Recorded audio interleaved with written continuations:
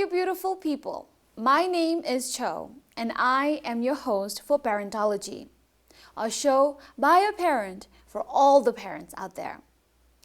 Parenting is one of the most exciting responsibilities you will ever take on. It doesn't come with a manual, and you will have a very difficult time initially figuring out how to be a good parent. But trust me, you will figure it out, just like I did. Correction, just like I'm still figuring out. Here's a recap of what we talked about last week. Pica is the practice of craving substances with little or no nutritional value. Actually, it's a sign that a mother is anemic, that means low blood in her body. We advise them to have iron-rich food, especially where our daily diet does not contain that much iron, which is sufficient for the baby and the mother. So we give them iron supplements. Food aversions are caused by hormonal changes in the body that occur during pregnancy. Increase your daily intake of folic acid, one of the B vitamins, to at least 400 micrograms to help support proper development of your baby's spinal column should you become pregnant.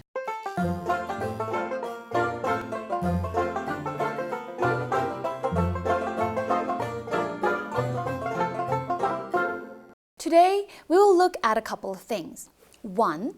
What to pack in your hospital bag. 2. What goes in your diaper bag. And 3. Finally, we'll listen to some tips and advice from experienced parents. Let's go ahead and check what goes in your hospital bag.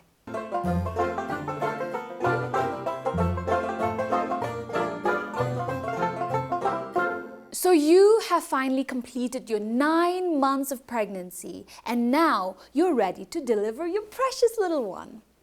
Unlike what they show in the movies, you will have time to collect all that you need and all that you need to go to the hospital. Trust me, there are only very few cases where you have to literally be rushed to the hospital. No matter how you end up going to the hospital to deliver your precious little one, it'll only help to have your bags packed and ready to go. I remember I packed my hospital bag and diaper bag when I was 8 months pregnant, and that I thought was a pretty good time to do that. You don't want to wait until the 40th week, which is the full term, because some babies might want to come early. Therefore, pack your hospital bag and your diaper bag at least a month ahead of your due date. A lot of you must already know what a hospital bag is. It is the bag in which you put all the things you will take to the hospital to deliver your baby. Now, in the mother and child book that you get when you register as an expectant mom, there is a list provided there too. You're required to bring 2 packets of perineal pads, 1 soap, 1 plastic sheet, 2 bed sheets, 2 underwears, 2 petticoats, 1 change of clothing. And for the baby, 1 clean towel, 2 blankets, and 10 nappies.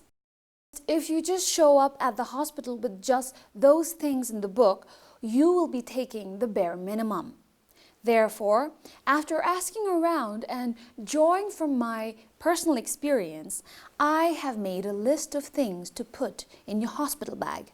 Number 1, change of clothes for the mom. Make sure she has tops that would allow her to easily breastfeed. Nursing bras, spaghetti straps, and petticoats, like mentioned in the book, are a must, along with 2 to 3 changes of underwear. Now, you don't necessarily have to bring your granny panties, but make sure it is not too tight or too loose. Remember, you want to be wearing only comfortable clothes. Keeping in mind the traditional method of caring for the new mom, you might also want to bring in something to cover her head. Perhaps a cloth nappy or even a hat. Also make sure the mother has a warm jacket and 1 to 2 pairs of cozy socks, as it's crucial in our culture to keep the new mom warm and snug. Number 2, bedding. I would recommend you bring 2 bed sheets. You might only use one, but there are times when you might have your water break on the bed, or you might accidentally bleed on it. So it is always wise to have 2 sheets. And it's also always better to have clean sheets when you have a new baby on it.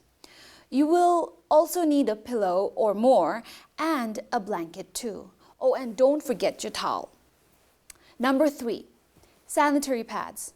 You do not necessarily need to have those big maternity pads. The maxi pads that you can get from any store around would work too. Number 4, eye mask and earplugs. Hospitals, especially the maternity wards, are usually awake most of the time. And regardless of what time it is, there will always be someone in labor, in pain, or newborns crying, and people talking to each other. Therefore, I recommend you take something to cover your eyes and earplugs to block away all the noise, unless you're the one making it. You have to be patient and understanding to everybody around you, but you also need to get your rest. Number 5, slip-on slippers. Do not take slippers with straps or buckles on them. Trust me, you want to have a pair of slippers that will easily be put. Also, if you have a choice, take slippers that has good grip and wouldn't slip. Number 6, snacks and drinks. Labor pains are very unpredictable, so make sure you take your favorite snacks and lots to drink, because you never know how long you'll be in the hospital for. Number 7, mobile phones and the charger. Us Bhutanese, we love our mobile phones. While some of us use it to update our family and relatives, there are others who use the phone to document their whole experience of labor and birth, like I did. So you want to take your phone with the charger and maybe even a backup charger. Number 8, toiletries, which includes both you and your partner's toothbrush, face wash, face cream, soap, toothpaste and hairbrush, and any other products you would use on a daily basis. And if you could bring a hand sanitizer too, that's great. Number 9, breast pumps. As a new mom, you will face various challenges during breastfeeding, ranging from no milk production to flat nipples. During those times, a breast pump comes in handy. It also provides the stimulation needed to produce milk. So make sure you bring a sterilized breast pump with you to the hospital.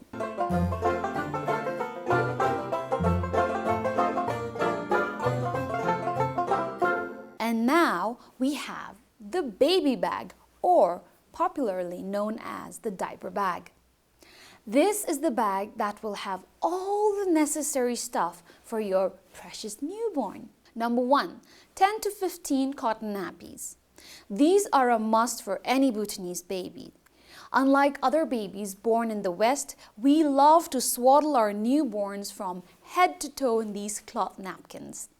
You could use it as diapers, as a swaddle, as a wrap, and to cover the head of the baby too. You could get colorful ones, plain ones, big ones, and small ones. And they're very affordable, ranging from Nutrim 30 to 40 per piece. I like to use the colorful ones to wrap and swaddle the baby, and the pure white ones as their nappies, diapers. Yes, you will need a lot of nappies, but for the hospital, 15 should suffice. And make sure you have washed all the cloth diapers once before you use them. Number 2, 2 baby blankets or baby sleep suits. Once your baby is neatly wrapped in a couple of nappies, you will need something thicker and warmer to keep your baby warm. It could be a baby blanket or one of those thick swaddles or a sleep sack. When buying a sleep sack or suit, refrain from buying those with sleeves. Trust me, those sleeves are useless because your baby is too tiny to have their hands in them. Number 3, hats and mittens. Whether your baby has a lot of hair or not, she will need a snug cap and a pair of mittens. Make sure you take caps of different sizes because you don't know how big your baby's head will be. I remember I took only 2 caps for my baby and my baby's head was pretty big and both those caps didn't fit her. So, which is why I ended up using the cloth napkin to wrap her head. And mittens come in handy as your baby could have long fingernails that could scratch her. Number 4, newborn diapers. This is one of those things that you really might not need. Traditionally, babies don't wear those plastic diapers. And this is why even now some of us are skeptical about using factory manufactured diapers on our newborns. But if you're one of those who love ready-made diapers, make sure you take a whole new pack with you to the hospital. Number 5, cottons or wet wipes. The first few baby poops are the toughest to clean up, which is why you will need wet wipes, or you could use cottons to clean them up. Refrain yourself from buying scented napkins because it could irritate the baby's skin. These are the basic necessities for your baby's first few days in the hospital. Some like to take few things more, like a baby's outfit, some baby lotion or creams. You could definitely do that, but remember to keep your bag small and light. The hospital wouldn't have a lot of room for your big bags. Now that we're done with diaper bags and hospital bags, here are some tips for all the mothers who will spend their first few days in the hospital with their newborn.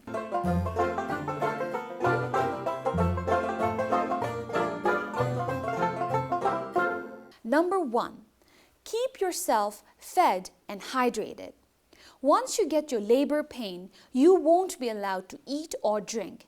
Therefore, you want to eat and drink as much as you can to gear up for the whole painful, exhausting experience of becoming a mommy. And also, you need the strength. Number 2, keep moving. This is in reference to those women who have started their labor pain. Staying upright and moving around can help your labor to progress as it helps with the dilation and also helps move the baby's head to the pelvis. But be careful not to wear yourself out from all the walking. Now, this can also be applied to women after delivery or a cesarean. You want to move without hurting yourself or exhausting yourself.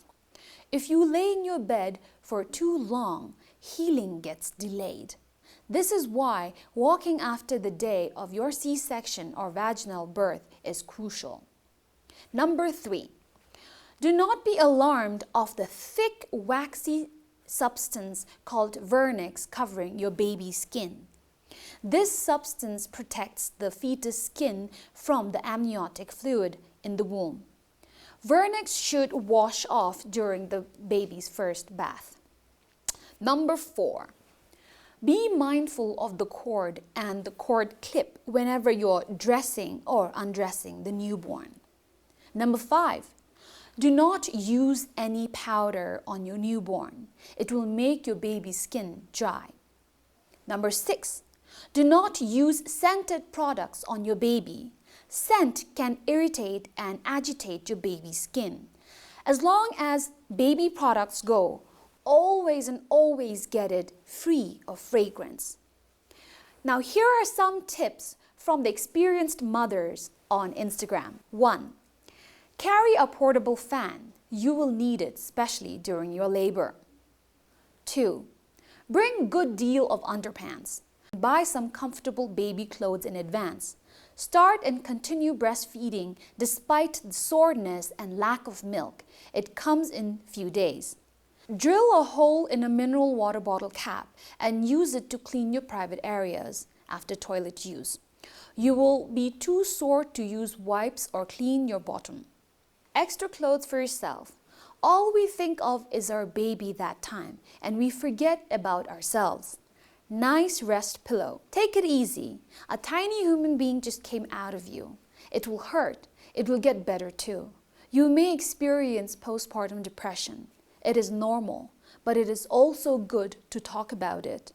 Your body may not feel the same as it did before you had a baby, but look at you now. You're beautiful. You have given life to a body. Nothing is more amazing or beautiful than that. So take it easy, eat what you will, take care of your baby, but also take care of yourself. This is also very important. Enjoy motherhood. Take these things just in case. Baby spoon, cup and bowl, and flask filled with hot water. If you deliver through C-section, constipation is normal.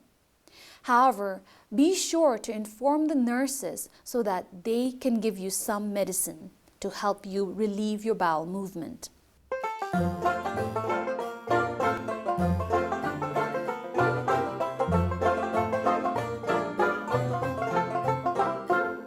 Being a new mom is lonely. There is some truth to it. You're faced with a completely new lifestyle, and everybody around you is telling you what is right and what's wrong. And sometimes, even though their intentions are right, they end up hurting you and confusing you. I know it's difficult because I went through it too. And I know how helpless and tiring it is to be a new mom. And this is why we have this show, hoping that it'll help you realize that you're not alone and that we are all mothers and we're here for each other.